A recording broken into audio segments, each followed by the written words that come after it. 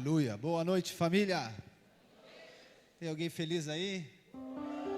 Aleluia. É uma noite de festa, uma noite de nós lembrarmos, daquilo que aconteceu, o nascimento do nosso Salvador. Amém, irmãos? Isso, como já foi compartilhado aqui, a questão de nós investigarmos se realmente foi nessa data, O importante é nós trazermos à memória esse fato que transformou a nossa vida. Amém, irmãos? Aleluia. Antes disso, irmãos, hoje nós, pela graça de Deus, conseguimos proporcionar para os irmãos a nossa agenda de 2025 como igreja. Ela já está definida e junto com ela está o nosso planner, ok? Então ali no stand, esse planner aqui está a agenda do ano de 2025. Está aqui um espaço para você colocar também os seus alvos das primícias, ok? Que nós fizemos há algumas semanas atrás, e diversas anotações que você deve fazer nas reuniões, nos cultos, nos GCs, nas imersões, ok? Então nós temos poucas unidades, era 75, mas agora à tarde já foram algumas, então temos poucas unidades ali, e não deixe de garantir o seu. Amém, irmãos? Aleluia. Vamos iniciar então. Eu quero compartilhar uma palavra de maneira breve lá em Isaías capítulo 9, e hoje nós temos uma apresentação, um espetáculo lindo demais. Tenho certeza que você será impactado. Isaías capítulo 9, vamos ler juntos. Vamos ler a partir do versículo 1 para contextualizar o texto.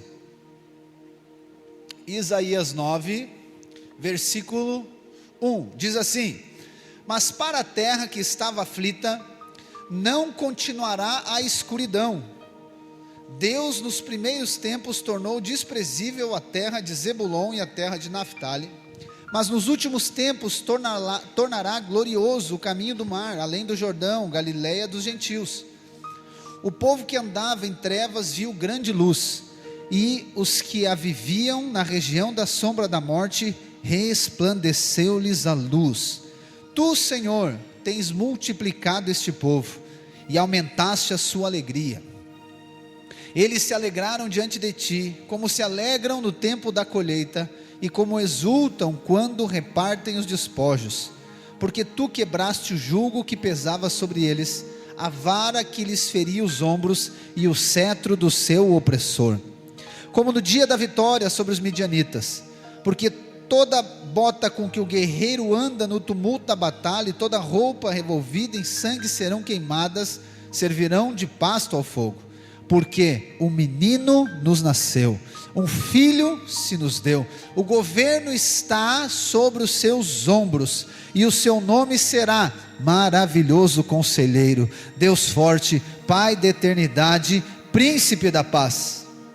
Ele estenderá o seu governo, e haverá paz sem fim sobre o trono de Davi e sobre o seu reino, para o estabelecer e para o firmar com juízo e justiça, desde agora e para sempre. O zelo do Senhor dos exércitos fará isso. Diga amém. Aleluia, irmãos, essa é a profecia, ok? O profeta Isaías, ele é o profeta messiânico, o profeta que mais profetizou acerca de Jesus Cristo. E esse texto aqui, ele resume tudo aquilo que representa o nascimento de Jesus. Obviamente para nós hoje é totalmente impossível separarmos o nascimento da morte, porque as coisas estão interligadas, porque o nascimento é tão importante quanto a morte, por vezes a nossa ênfase ela é na morte, só que sem o nascimento não haveria morte também, ok? Então nós precisamos entender a importância que tem isso. Você já sabe que nós, como igreja, como cristãos, como aqueles que creem na palavra de Deus como fundamento de fé, nós não temos essa data como unicamente uma data comercial, não temos como um evento simplesmente comemorando como este século comemora. Não, nós comemoramos a perspectiva espiritual. Não quer dizer que você não possa e não deva presentear as pessoas, você não possa lá ter a sua ceia de Natal, você não possa fazer isso. Não é isso. Só que o importante é você ter a base correta, ter realmente o entendimento, o que significa isso, o que foi que aconteceu. E aqui então, eu hoje tenho a oportunidade de compartilhar com você o propósito do Evangelho, porque a maioria das pessoas, quando elas vão falar então acerca do nascimento, ou ainda a morte, ou vão falar de Jesus, elas não têm a revelação ou o entendimento, porque é uma necessidade eu crer em Cristo. A maioria das pessoas acreditam que a necessidade de crer em Cristo está ligado com eu estar passando com alguma necessidade.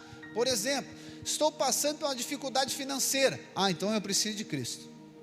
Estou passando por uma enfermidade, então eu preciso de Cristo. Estou passando por um problema no meu casamento, então eu preciso de Cristo. Você crê que Cristo, Ele tem solução para essas áreas da sua vida, sim ou não? Ok, só que isso não é o fundamento ainda. Existe algo anterior a isso. Quando nós vamos lá para a criação da humanidade, eu quero ler com você lá em Gênesis capítulo 1, vamos abrir juntos, Gênesis 1, versículo 26 ao 28, nós vamos ver o propósito da criação da humanidade. Deus criou o homem para um propósito, com um propósito, e o texto diz o quê? E Deus disse, façamos o ser humano a nossa imagem, conforme a nossa semelhança, tenha ele domínio sobre os peixes do mar, sobre as aves dos céus, sobre os animais domésticos, sobre toda a terra e sobre todos os animais que rastejam pela terra. Assim Deus criou o ser humano à sua imagem, a imagem de Deus o criou, homem e mulher os criou, e Deus os abençoou e lhes disse, sejam fecundos, multipliquem-se, encham a terra e sujeitem-na, tenham domínio sobre os peixes do mar, sobre as aves dos céus e sobre todo o animal que rasteja pela terra. Diga amém. Esse é o propósito de criação da humanidade. A humanidade foi criada para relacionar com Deus. Inicialmente, Deus buscava um relacionamento. Então Ele não criou o homem para ele fazer algo. Deus criou o homem para relacionar com o homem.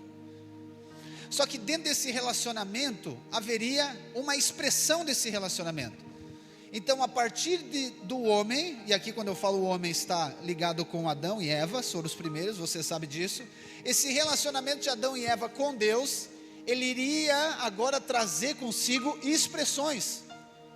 E as expressões do relacionamento com Deus seria governo, seria domínio sobre o lugar que Deus os inseriu. Deus disse, tenham domínio sobre a terra, tenham domínio sobre as aves do céu, tenham domínio sobre os peixes do mar, tenham domínio sobre toda a terra. Então Deus criou o homem para relacionamento, amém? Deus não criou você para fazer algo, Deus criou você para relacionar com você. Por isso que todo ser humano, ele busca algo que está lá no interior dele, algo intrínseco dele que não tem explicação. Nós falamos que há um vazio, há um vazio dentro de todas as pessoas, que Deus mesmo criou para que Ele preenchesse esse vazio. Depois que você tem a revelação do Evangelho, você tem a revelação de Cristo, esse vazio é preenchido, amém? E aí você relaciona com Deus. Só que agora, a continuação do propósito é o que? Relacionamento. Esse relacionamento então ele vai gerar agora governo. Então o homem, a partir de relacionar com Deus, ele governa o lugar que Deus colocou ele. Só que nós vemos hoje em dia o que? Aquela pessoa que não tem relacionamento com Deus, ela não governa, pelo contrário, ela é governada. Mas por que isso, pastor? Por conta de algo que acontece depois aqui. Nós vamos ver no capítulo 2, eu não vou ler com você, mas você conhece um pouco da história. Mas nós vamos aqui conectar tudo isso com o nascimento de Cristo. O que acontece depois? Depois disso, Deus coloca o homem no jardim. E Deus diz para o homem no jardim, olha, é o seguinte, vocês podem comer de todas as árvores que tem nesse jardim, só de uma árvore vocês não vão comer, porque se vocês comer dessa árvore, vocês vão morrer. E essa árvore tinha um nome, a árvore do conhecimento do bem e do mal. A palavra de Deus nos mostra que o homem vai lá e come. Eva, ela é então movida pela serpente, que é Satanás. Ela come do fruto e dá ao seu marido, que é Adão. Então eles comem do fruto proibido, e o resultado é morte. Só que essa morte ela é espiritual. Então o homem que foi criado para relacionar com Deus, agora por conta do pecado, ele não tem mais relacionamento com Deus. Só que se o homem não tem mais relacionamento com Deus, o que ele perde além do relacionamento? Ele perde o governo. O homem perdeu o domínio agora. Então o homem não governa mais sobre a terra. Agora o homem, ele é governado pela terra. Ele é governado pelas coisas da terra. É por isso que hoje você vai ver pessoas que são governadas pelas coisas da terra, as pessoas que são governadas pelas coisas do mundo. E você sabe que esse é o nosso desafio. O desafio é não ser governado pelas coisas dessa terra, pelo dinheiro, pelo trabalho. Precisa trabalhar, irmão, sim ou não? Mas o trabalho não pode governar você. Precisa de dinheiro, sim ou não? Mas o dinheiro não pode governar você. Deus não criou você para ser governado, Deus criou você para governar. Só que esse governo não é imposto na nossa força, no nosso braço. Esse governo é resultado de um relacionamento com Deus. Só que agora o homem, então, que foi criado para relacionar, ele não consegue mais relacionar com Deus. Há um abismo aqui no meio, há uma separação por conta do pecado. O pecado não permite que o homem agora relacione com Deus. E depois do pecado, Deus veio dar a sentença dele. Deus dá a sentença para a mulher, dá a sentença para o homem, dá a sentença para a terra, mas Ele dá a sentença também para Satanás. E na sentença que Ele dá para Satanás está aqui a profecia de Jesus Cristo. Eu quero que você abra aí Gênesis capítulo 3, essa eu vou ler com você. Gênesis 3, versículo 15.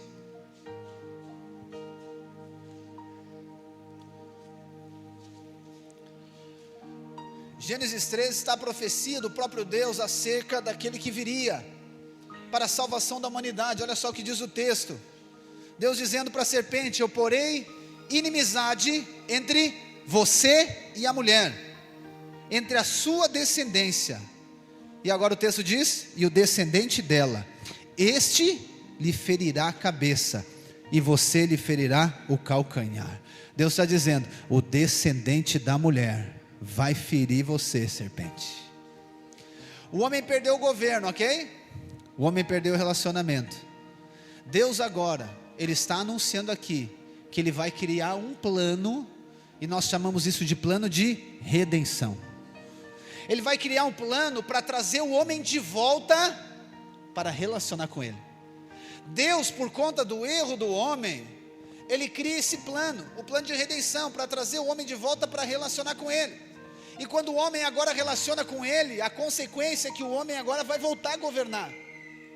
E aí nós vamos ver na palavra de Deus inúmeras profecias do descendente que virá, do filho da virgem que virá, e vai vir o Salvador. Deus vai enviar, Deus vai trazer, Deus vai salvar. A profecia vai acontecendo, a profecia vai acontecendo. E aí, por que é importante nós termos a clareza disso?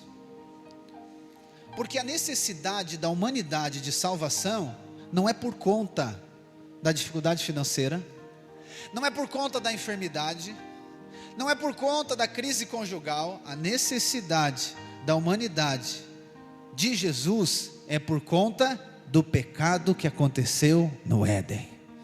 Por isso que o apóstolo Paulo vai dizer em Romanos capítulo 3, versículo 23, ele diz assim: todos pecaram e estão destituídos da glória de Deus. O que ele está dizendo? Todos precisam ser salvos. Todos nasceram de Adão, todos nasceram do pecado, todos nasceram separados de Deus, todos nasceram afastados do propósito da sua criação, todos nasceram debaixo do erro, da falha de um homem. Pastor, mas não fui eu que pequei. É verdade, não foi você, Adão que pecou. Mas aí eu tenho que pagar a conta, pastor, porque ele pecou? É, porque nós somos descendentes de Adão. Você já teve a experiência de alguém comprar no seu nome e não pagar? Se a pessoa estiver aqui, não precisa levantar a mão. É mais ou menos isso que aconteceu. Adão foi lá e fez a dívida e entregou a conta para você. E aí, está contigo o boleto, paga. Mas eu não pequei. Mas por conta do pecado dele. Pastor, quer dizer que o meu pecado, ele não faz diferença? Não, o seu pecado, ele é resultado do pecado de Adão. Então nós pecamos, não é porque nós pecamos que nós somos pecadores, é ao contrário, nós pecamos porque nós somos pecadores. E aí você vai ver pessoas por aí, eles pregam um evangelho que não é o evangelho da palavra de Deus, não é o evangelho bíblico, não é o evangelho de Jesus. Então eles vêm dizer que Jesus, ele vai melhorar a sua vida, Jesus, ele vai te dar um carro novo, Jesus, ele vai fazer aquilo que você quer que ele faça. Amém, isso tudo vai acontecer, mas antes de tudo, Jesus vai trazer de volta o relacionamento que foi perdido lá no jardim. Antes de Deus fazer algo na sua vida, e é maravilhoso que Deus faz algo na nossa vida, né? Nós temos ouvido testemunhos, inúmeros testemunhos. A primeira coisa que nós precisamos de entender, nós precisamos de Jesus, não por conta de que eu quero algo, mas por conta de que Ele vai me restaurar algo que foi perdido lá no Éden, o relacionamento com Deus agora. Só que Deus, olha só que interessante isso, por isso que agora você vai ver totalmente diferente do seu Natal. Só que como que Deus agora vai resolver esse problema, sendo unicamente Deus? Porque nós lemos o texto, que Deus, ele dá o governo para o homem, sim ou não? Então Deus está dizendo, quando ele cria o homem, ele diz, gente, é o seguinte, diz para Adão, Adão, tu que governa aqui na terra. Deus, ele não pode mais fazer nada na terra, se o homem não permitir. Muitas pessoas dizem, pastor, mas por que Deus permite que tanta coisa ruim aconteça na terra? Você já pensou assim, né? Se Deus existisse, por que acontece tanta coisa ruim? É porque Deus, ele deu a autoridade e o domínio da terra para quem? Para os homens. Deus não pode, preste atenção nisso, Deus não pode, de maneira arbitrária, fazer algo sem que o homem permita. É por isso que só é salvo aquele que crê, é por isso que só é curado aquele que crê, porque precisa da participação do homem. Imagina se Deus fosse de maneira arbitrária fazer algo na terra, ele poderia ter impedido Eva de comer o fruto, sim ou não? Mas Deus não pode, Deus deu para o homem o governo, Deus deu para o homem a autoridade, Deus deu para o homem o livre arbítrio, porque Deus falou, ele não pode ir contra aquilo que ele mesmo falou, amém? Se Deus disse, agora você é responsável pelas suas atitudes na terra, como que agora ele vai fazer algo e Deus não vai deixar? Não, Deus precisa deixar, embora seja algo ruim, nocivo, mas Deus deu o governo. Só que agora como que Deus resolve o problema do pecado, gente? Como é que Deus resolve o problema agora do relacionamento? Como que Deus vai fazer? Aí a profecia diz que é o descendente da mulher. Aí lá em João capítulo 1 diz que o verbo, ele era Deus, o verbo, ele estava com Deus, mas o verbo, ele se fez carne, ou seja, Deus se fez homem. Lá em Mateus, vamos ler esse texto também, Mateus capítulo 1,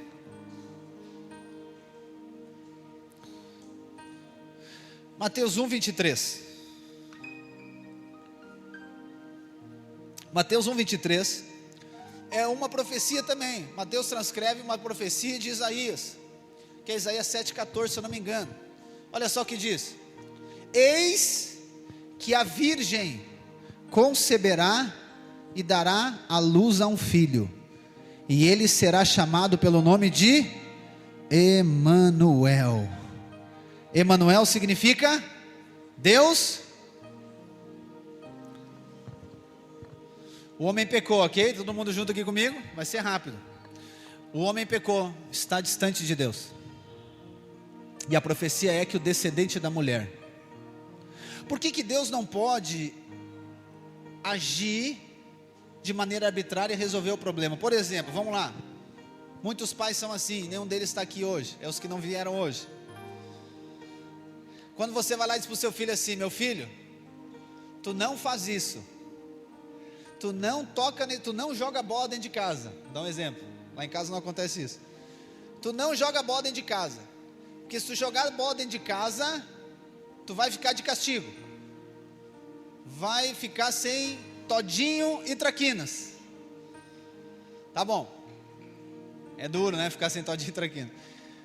Aí o seu filho vai lá e joga a bola dentro de casa. Por conta da sua palavra, o que você deveria fazer? Sem todinho e traquinas, sim ou não? Você falou. Mas o seu filho chega lá: ô mãe, dá só uma traquinas, eu prometo que nunca mais vou jogar bola. Seu filho chega lá: ô pai, dá só um golinho de todinho, nem precisa ser um todinho inteiro, dá só um pouquinho de todinho. Aí você diz assim, olha para o lado, ninguém está vendo. Tá bom, filho, toma aqui esse todinho de uma vez. Você faz de conta que ele não jogou bola. Você faz de conta que nada aconteceu. Não, filho, tá bom, esquece, só não faz mais isso. Você estaria sendo justo, sim ou não? Sim ou não? Então Deus não podia dizer assim: Adão, Eva, senta aqui, vamos fazer de conta que nada aconteceu, tá? Vamos fazer de conta que vocês não comeram o fruto. Vamos fazer de conta assim, ó, se vocês me prometerem que nunca mais vão comer do fruto, eu libero vocês da punição. Vocês não vão morrer espiritualmente nada. Deus seria justo, sim ou não? Então Deus não pode resolver as coisas desse jeito, porque Deus falou algo que nós precisamos de aprender. Para os dois aspectos, tanto para o lado, né, o lado de nós sofremos um dano, que foi o que aconteceu, e o lado de nós recebemos. Quando Deus fala, gente, quando Deus fala, né, e a palavra de Deus é o que Deus falou, quando Deus fala, você pode ficar seguro que o que Ele falou vai acontecer. Seguramente, porque Deus não vai contra a sua própria palavra, Deus não vai contra si mesmo. Então Deus não podia de maneira arbitrária, no sentido de dizer assim, ó, vamos fazer de conta que nada aconteceu, ninguém pecou aqui, vocês não vão fazer mais isso. Não, Deus não faz assim. Precisa de ter a punição. Aconteceu a morte espiritual, o homem afastou de Deus. Só que Deus, olha só, Deus, Ele é Espírito. Como que Deus, um Espírito, vai vir resolver aqui na terra as coisas? Não pode vir um Espírito, né? Você já viu aquele desenho, aquele filme do Gasparzinho? Quantos já viram? Deus não pode ser um Gasparzinho. Caça-fantasmas aquele, lembra? Tinha até a musiquinha. Deus não pode vir um Espírito e vem agir, porque Deus deu o governo da terra para quem, gente? Para os... Então não precisava, Deus precisava vir como homem. Só que como que Deus vem como homem, se Deus não é homem? Explica agora. Lembra de Isaías 9 que nós lemos? O texto diz que um menino nasceu e um filho nos deu. Aqui nessa expressão aponta para Deus Espírito e Deus nascendo como um homem. Pastor, Deus é um homem? Não, Jesus Cristo é um homem e é Deus. O que Deus faz então? Deus escolhe alguém. Deus escolhe uma pessoa chamada Maria. E quando o anjo chega para Maria, diz o que para Maria? Maria, você é o que? Você é agraciada. Maria, você é favorecida.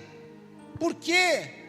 Porque eu vou resolver o problema da humanidade, e você foi escolhida para ser o canal. Aí o texto vai dizer, a profecia que nós lemos, que a virgem conceberá um menino. Por que precisava ser uma virgem? Porque não poderia nascer de pecado, teria que ser virgem. Aí Deus escolhe Maria, ela é favorecida, ela é agraciada, porque Deus vai resolver o problema que aconteceu lá no Éden. E aqui nessa profecia de Isaías 7, de Mateus 1, que nós lemos aqui, diz que o nome dele será Emanuel. Emanuel quer dizer Deus conosco. Só um pouquinho, mas a realidade não é Deus conosco, é Deus está lá e nós estamos aqui, por conta do pecado, sim ou não?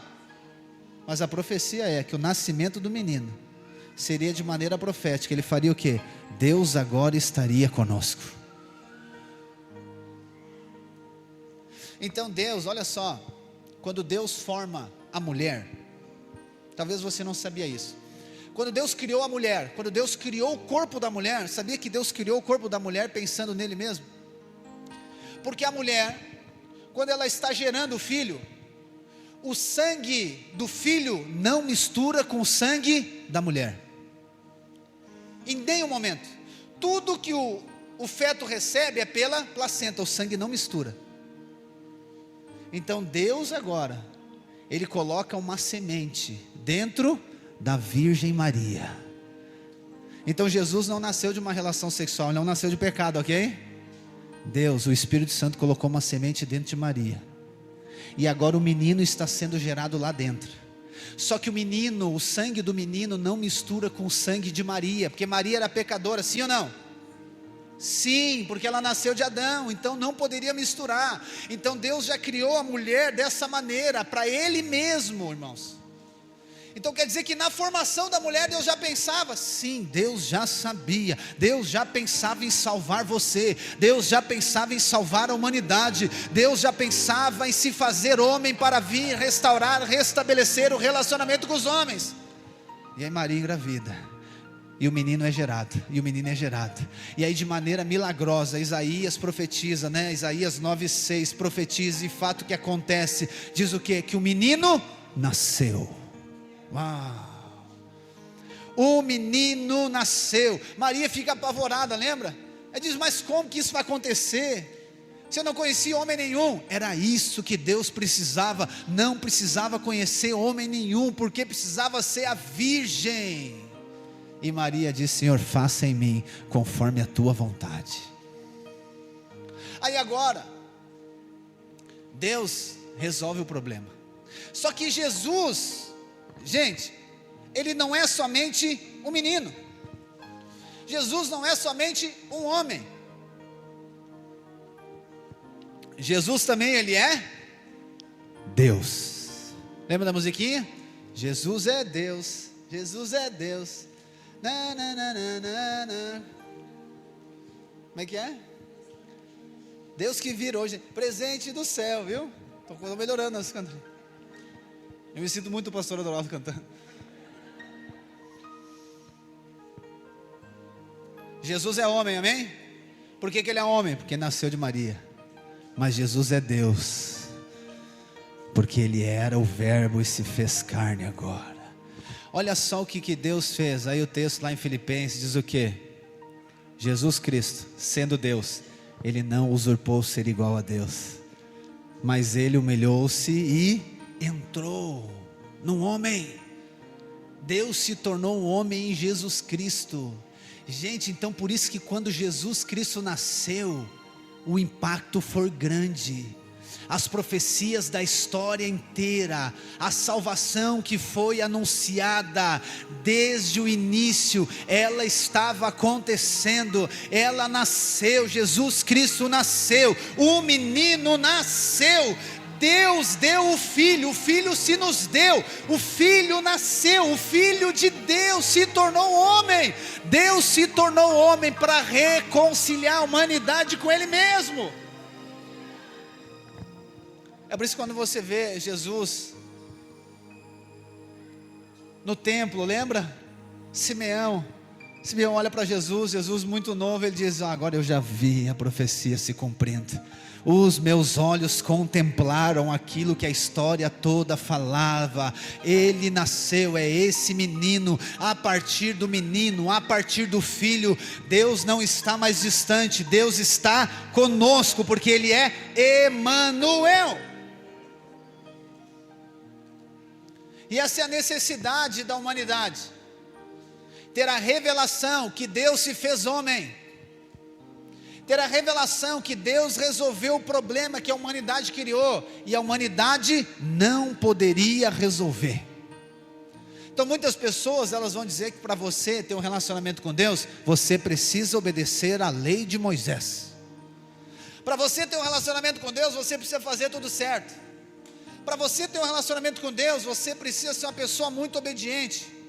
Eu quero dizer para você, esqueça disso. Porque se você tentar basear um relacionamento com Deus naquilo que você faz, não dura, 5 minutos. Pastor, quer dizer que tem que fazer tudo errado? Não, não tem que fazer errado não. Mas eu só quero dizer que se você fizer certo ou errado, não muda aquilo que Deus fez. Deus se fez homem, o menino nasceu, o filho foi nos dado. Isaías disse, o menino nasceu, o filho da virgem, a virgem concebeu um filho. Deus agora tem comunhão com o homem por causa do menino. Mas também, o filho foi dado. O texto diz, o filho se nos deu. Efésios capítulo 2, versículo 8 diz o quê? A salvação é pela graça, mediante a fé, não por obras, para que ninguém se glorie. Então você não comprou o Filho de Deus, você não comprou a sua salvação, você não conquista a sua salvação, você não paga pela sua salvação, não, foi Deus que deu o Filho, um Filho se nos deu, o menino nasceu, Deus se fez homem, agora ele pode morrer pelos homens, mas Deus também deu seu Filho. João capítulo 3, versículo 16, o que? Deus amou o mundo de tal maneira que fez o que? Ele entregou o seu Filho de graça, para que todo aquele que nele crê não pereça, mas tenha vida eterna. A salvação não é por obras, a salvação é pela graça, mediante a fé, não é pelas minhas obras naturais, não é pela minha obediência, pela minha eficiência, pela minha retidão, pelo eu fazer certo, muito menos por fazer errado, mas é porque Deus deu o seu Filho, Deus deu o Filho dele por você, Deus deu o Filho dele por você. Eu preciso ler um versículo antes de eu terminar. 2 versículos. Na verdade é 4. É 4 nesse e depois mais um só e eu finalizo, amém? Gálatas 4, versículo 4. Tem muito versículo para ler, né? Impressionante. Gálatas 4, versículo 4. Olha só o que o apóstolo Paulo diz. Mas quando chegou a plenitude do tempo, irmãos, quando chegou a plenitude do tempo, ou seja, chegou o tempo certo, fechou o time, Deus fez o quê? Deus enviou o seu Filho, nascido de mulher, nascido sob a lei, para quê? Para resgatar os que estavam sobre a lei, a fim de que recebêssemos a adoção de filhos. E porque vocês são filhos, Deus enviou o Espírito de seu Filho ao nosso coração, o Espírito que clama, Abba, Pai. Assim você já não é mais escravo, porém filho, e se é filho também é herdeiro por Deus. Nós estávamos afastados de Deus, o menino nasceu, o Filho se nos deu, e nós recebemos o Filho. Nós que vivíamos sobre a lei, que lei é essa, pastor? Pode ser a lei de Moisés, se você quiser, mas essa lei é a lei daquele que tenta conquistar a salvação, é aquele que tenta fazer tudo certo para agradar a Deus, para ser aceito por Deus. Ele acha que é a obediência dele que vai fazer com que ele seja aceito por Deus, é a retidão dele que vai fazer com que ele seja aceito por Deus, é a oferta dele que vai fazer ele ser aceito por Deus. Não, isso é lei. Você está colocando uma lei para ser salvo, você está colocando uma lei para ser abençoado, você está colocando uma lei, e essa lei gera peso em você, porque amanhã é segunda-feira, aleluia, dia internacional do quê? Da academia e da dieta, não é?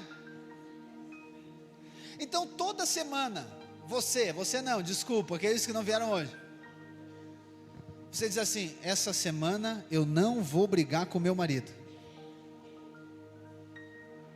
essa semana eu não vou reclamar, essa semana eu vou começar a caminhar, não é assim? Essa semana eu vou começar aquela dieta. Tem que ser segunda-feira, você sabe que tem que ser segunda para valer, senão não vale. Ou seja, você coloca uma lei, você estabelece uma lei para atingir um resultado. Só que o que acontece? Na segunda-feira, você não começa na academia. Na segunda-feira você até não briga com seu marido, por quê? Porque você fica naquela de contar até 10. Na segunda de tarde já está contando até 180. Na terça-feira você está se segurando. E bota um esparadrapo na boca. Na terça de tarde você diz, ó Deus, não, eu tentei, mas não consegui. E já abençoa o marido. Aí depois de você brigar com seu marido, que ele é uma bênção na sua vida, aleluia. Diga amém, os irmãos aí, ó. Depois de brigar com seu marido, como é que você fica?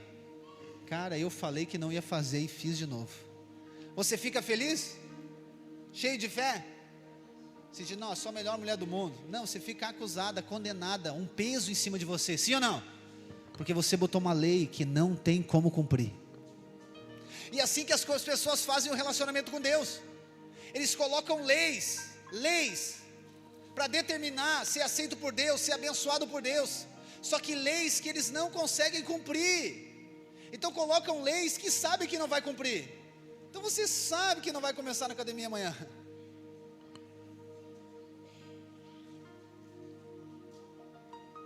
E aí como que vai relacionar com Deus aí? Agora o que a pessoa considera? Nossa, para relacionar com Deus é muito difícil.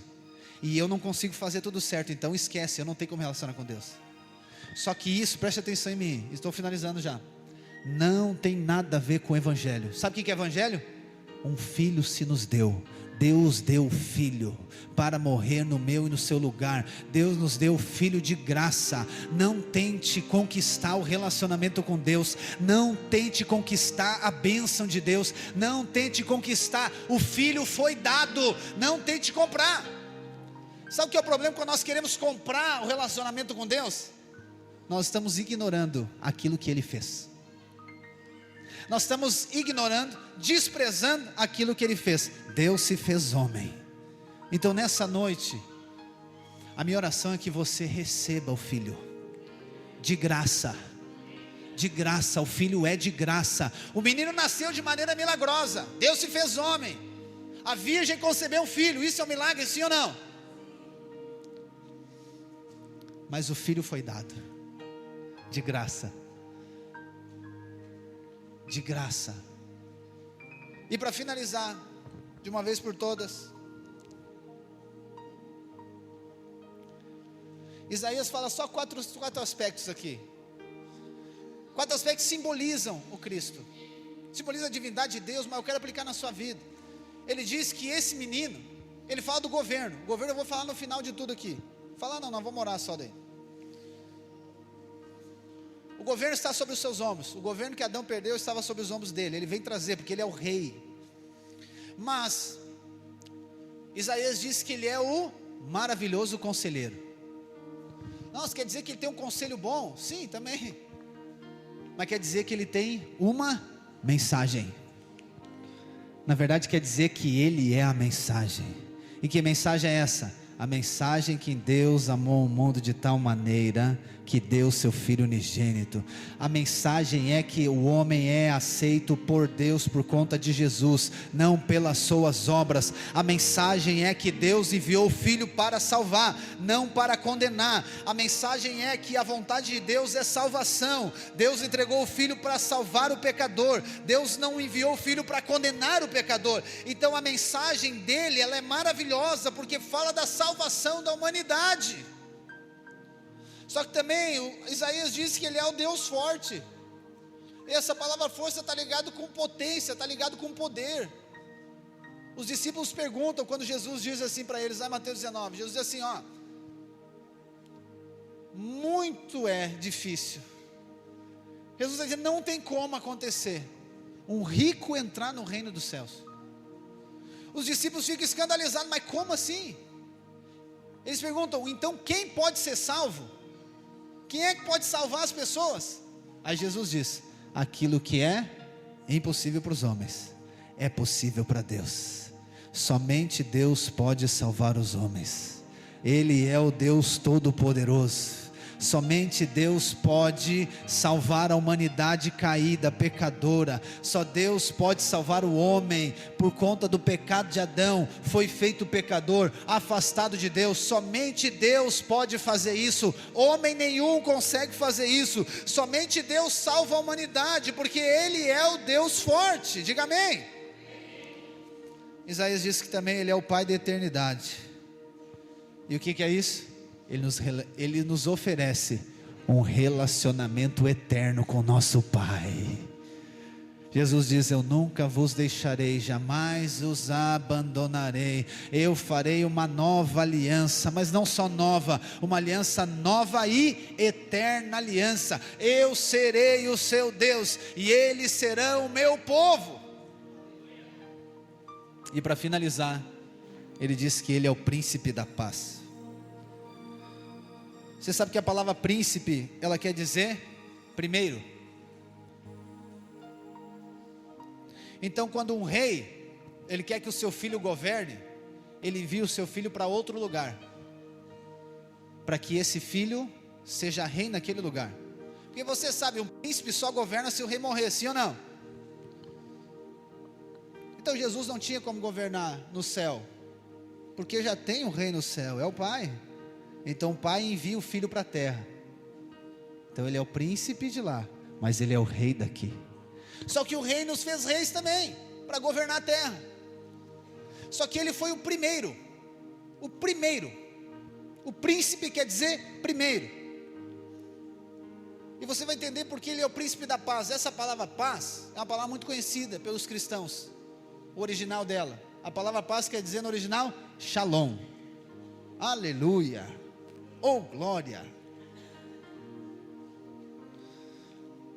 Shalom quer dizer paz, prosperidade em todas as áreas da sua vida. Jesus falou em João 10, capítulo 10, versículo 10, ele diz assim: Satanás, ele até veio para matar, roubar e destruir, mas eu vim para que tenham vida e vida em abundância. Eu vim para que tenham paz. Eu vim para que tenham prosperidade. Eu vim para que tenham prosperidade abundante, vida eterna e abundante em todas as áreas da sua vida. Deus enviou o Filho para trazer vida para aquele que está morto. Efésios capítulo 2, Paulo diz: nós estávamos mortos nos nossos pecados e delitos, mas Ele, Jesus, o príncipe da paz, Ele nos deu vida. Deus nos deu vida juntamente com o Filho. O Filho foi nos dado, o menino nasceu. A vida de Deus, que é eterna, que é abundante, que é prosperidade em todas as áreas da nossa vida, veio para a terra através de uma pessoa, e aquele que crê recebe essa vida, recebe essa paz, recebe o Shalom de Deus, recebe a vida abundante em todas as áreas da sua vida. É por isso que se você está enfermo, quando você crê em Cristo, você é curado. É por isso que se você é um pecador, afastado de Deus, quando você crê em Cristo, você é salvo eternamente. Ele é o príncipe da paz. Ah, pastor, eu preciso de paz. Ele é o príncipe da paz. Ele veio trazer paz para o seu coração. Ele veio trazer paz para a sua vida. Os pensamentos de morte Ele troca por pensamentos de vida. As crises existenciais Ele troca por revelação de propósito. A sensação de não saber, de não ter revelação, de não ter conhecimento, de ser amado, Ele diz: você é um filho amado. Você não é mais escravo, você agora é filho. Aquele conflito agora no final do ano, meu Deus do céu, me dá um medo no coração. Eu tenho medo do que vai acontecer ano que vem. Eu tenho medo do que se vai repetir as tragédias que aconteceram. Eu tenho medo do meu casamento, do meu trabalho, dos meus negócios. Eu tenho medo, pastor, eu não sei, eu estou impaciente, eu não estou em paz. O príncipe da paz pegou você hoje. Se você abrir o coração, a paz que excede todo entendimento, ela possui o seu interior. O príncipe da paz, mas ele é um menino. Só que sabe por que esse menino, ele é tão poderoso? Porque o governo está sobre os seus ombros. Quando ele fala, a tempestade para. Quando Ele fala, nós caminhamos sobre as águas. Quando Ele fala, a rede de peixe enche. Quando Ele fala, o cego enxerga. Quando Ele fala, o surdo ouve. Quando Ele fala, o paralítico levanta. Quando Ele fala, um escravo é livre. Quando Ele fala, um pecador é salvo. Quando Ele fala, um escravo se torna filho. Oh, irmãs, Ele é o príncipe da paz. Coloque-se de pé onde você está. Vamos tirar um momento de oração e nós vamos depois para a apresentação. Oh, aleluia, aleluia, aleluia. Deus enviou o Filho para você ter paz. E a minha pergunta é: quais são as suas preocupações? Ah, pastor, minha preocupação é que eu tenho algumas dívidas. Não, minha preocupação é as minhas enfermidades. Não, minha preocupação é porque eu não consegui prosperar como eu queria. Minha preocupação é com o meu casamento. A minha preocupação é em casar. Minha preocupação é nisso, naquilo. Hoje você vai ter a revelação do príncipe da paz, do conselheiro maravilhoso. Pare de ouvir as más notícias e ouça as palavras do maravilhoso conselheiro. Deus diz: eu sei que pensamentos tenho a vocês.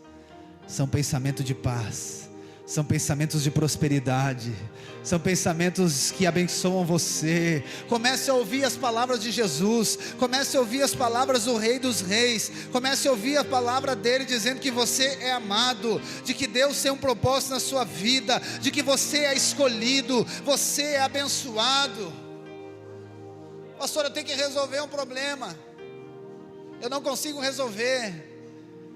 Creia, o Filho foi dado, Ele é o Deus forte, Ele pode todas as coisas. Aquilo que é impossível para os homens é possível para Deus. Simplesmente creia, receba. A palavra diz que Jesus, Ele é esse dom que foi nos dado, e a palavra dom é presente, e nós estamos no momento de receber o presente que Deus nos deu, o Filho, a salvação, para você e para sua casa, para você e para os seus familiares, para você e seus conhecidos, para você e a sua empresa, para você e o seu bairro, para você e a sua cidade, para você e esse litoral. Nós cremos, o príncipe da paz vai manifestar nesses dias amor e graça sobre as crianças desse lugar, sobre os jovens desse lugar. Feche os olhos. Pai, nessa noite, em nome de Jesus, eu oro e peço que o Espírito do Senhor traga revelação, traga clareza ao nosso coração, que cada um que aqui está, Senhor, seja totalmente impactado, tocado por Ti, que o Teu Espírito possa mover no coração de cada um.